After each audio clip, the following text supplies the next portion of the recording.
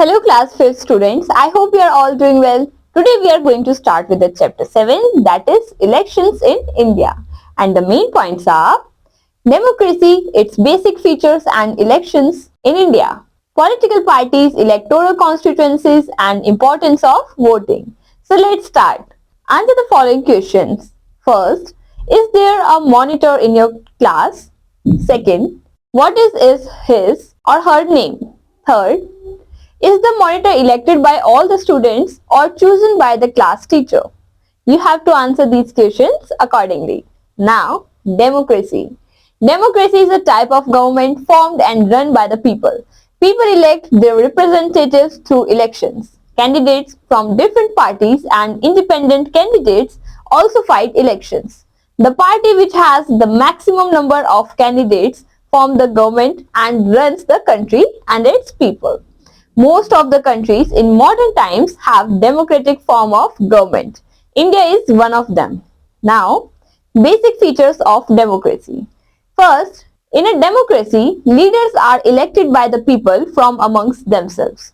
Second, every citizen of the country have the rights to contest in an election. Third, in India, every citizen of and above the age of 18 years has the right to vote in the election. Fourth, the party which has maximum number of candidates forms the government. The government makes laws for the welfare of the people. Fifth, a democratic government is elected for a fixed period.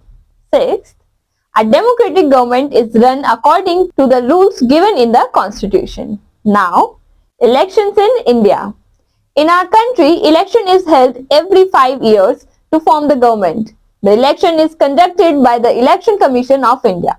It conducts elections in a fair and impartial manner. The government in the center and each state are formed by the people through elections. Each citizen has given one vote in election.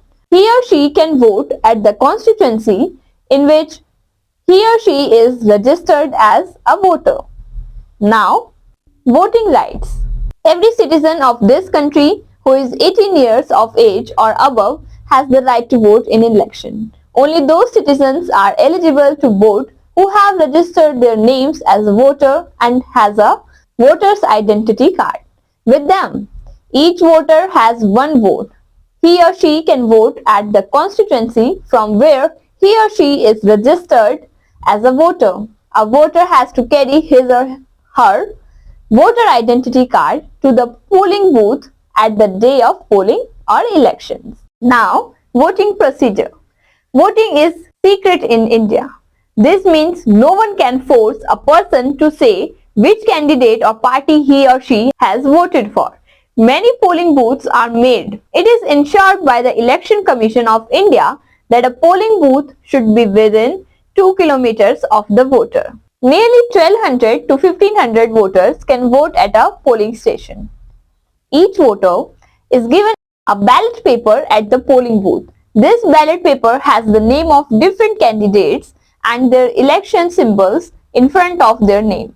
The voter is sent to a cabin where he or she stamps the name of the candidate of his or her choice. After stamping, the ballot paper is folded and put inside a ballot box kept by the side of that cabin.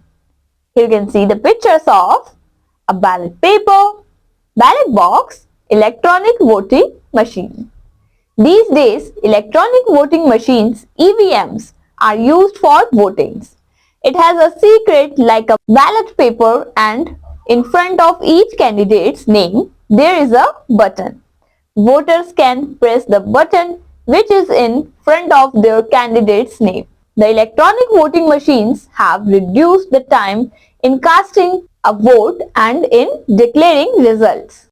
People who are unable to go to their constituency can vote through postal ballots. Postal ballot voting is practiced by the Indian citizens who are sent to other places on election duty. Political parties. In our country, there are many political parties. So many candidates contest elections from a constituency. One political party can put one candidate from each constituency to fight an election. Some independent candidates also contest elections from each constituency. Each of these political parties has its own specific ideas. These political parties make promises with the people about the welfare works they would do after forming the government. Voters compare their programs and vote for the candidate for that political party only whose program they like. Each political party has party workers also who help the candidates in the election. For contesting an election, each candidate has to register his or her name with the Election Commission. The Election Commission finalizes his or her name as candidate who is to uphold the sovereignty, unity and integrity of India. If a candidate contests from a political party, he or she gets the party symbols also, and if he or she contests independently, he or she gets a symbol from the Election Commission. A political party can be registered with the Election Commission as a national or state party. The Election Commission allots this position after seeing the result of an election. Registered political parties get benefits like getting electoral roll or list of eligible voters from a constituency and a place in the discussion forum on a radio or a TV news channel.